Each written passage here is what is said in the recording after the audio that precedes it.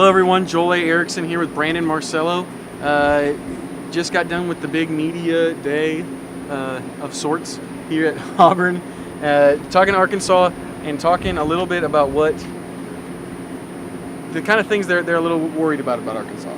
Yeah, I think that the big thing for them is they're going to be huge on both sides of the line. That's just Brett Bielema's thing. But also, let's talk a little bit about just the trickiness of Brett Bielema. Mm-hmm. He likes to do some things, especially on special teams. Mm-hmm. We saw it last season on offense with the swinging gate play.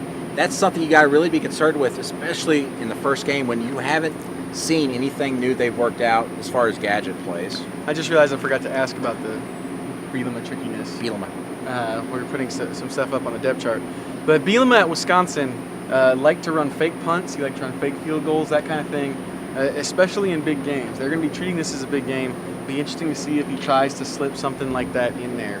And as Gus Malzahn said today, he says usually special teams have a much bigger impact on a game, especially the first game of the season. If you think back to last year, Trey returned a kick, right? Yep. Yeah, Trey returned a kick for a touchdown in the season opener. Those are the kind of plays that can swing things.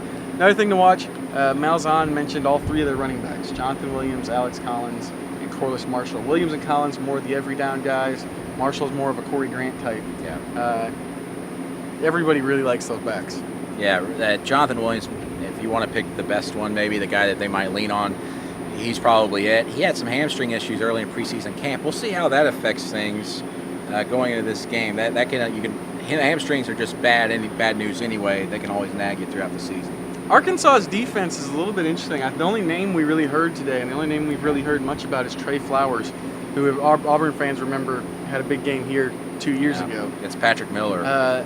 He doesn't have Chris Smith as running mate anymore. He doesn't have a lot of guys that were key players on that defense last year, but it sounds like he's the guy that they're paying close attention to. Yeah, and especially when you got a tackle like Sean Coleman, who we all know is very good, but this is really his first start, first big game as a starter. And Trey Flowers is the type of guy, they're going to move around from both sides, left to right. They're going to try and take advantage of some matchups, not confused, but see if they can find a weak point in that offensive line. So Auburn, I think, is going to have their work cut out for them on the edge a little bit in this game, especially if they try to throw the ball a little bit more like they want to. Big key, Auburn is not looking at this like most people are. They're not looking at this. The coach has been preaching it was a close game last year. And that's a lot of the players said it. That's what they're going to go into approaching it as. We'll have much more on that the rest of the week. And as we get some more Gus Malzahn talk tomorrow or today, depending on when you're watching this, at AL.com.